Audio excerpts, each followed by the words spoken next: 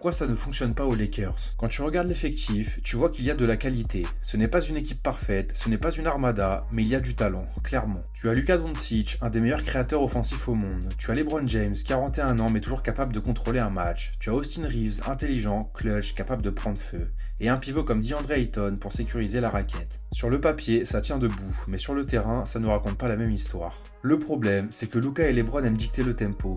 Deux cerveaux dominants, deux joueurs qui ont besoin du ballon pour être à leur maximum. Résultat, le jeu ralentit, les autres regardent, le mouvement sans ballon disparaît, et en fin de match, ça devient prévisible.